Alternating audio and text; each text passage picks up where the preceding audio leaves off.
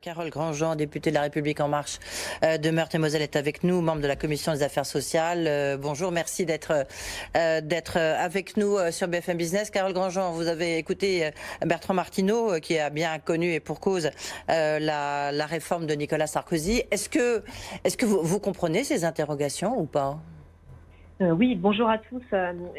Évidemment, ces interrogations sont légitimes et c'est pour ça qu'une phase de concertation inédite a été mise en place, parce que ça fait 18 mois que le haut-commissaire puis le ministre a engagé ces concertations.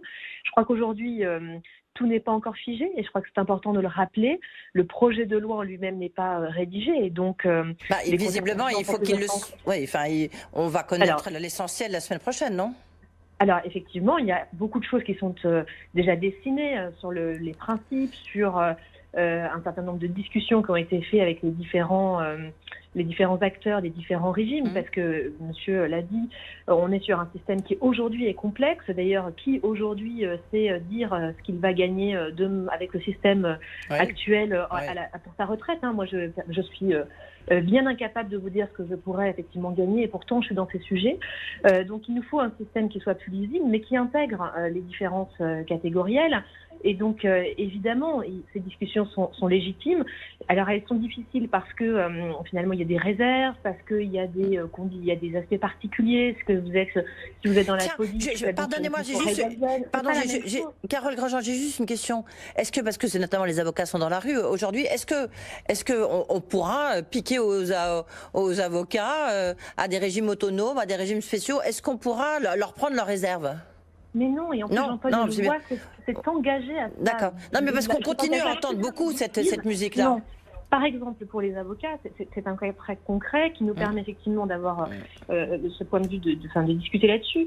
Sur les avocats, ils ont des réserves, ce qui leur permettrait, en complément des baisses de CSG qui sont proposées par Jean-Paul Delevoye, en complément également, il faut le redire, de l'augmentation des cotisations retraite qu'ils avaient déjà prévues par rapport au fait qu'ils ont une démographie qui baisse, et également pour les avocats, d'une prévision d'un étalement sur au moins 15 ans de l'augmentation des cotisations retraite.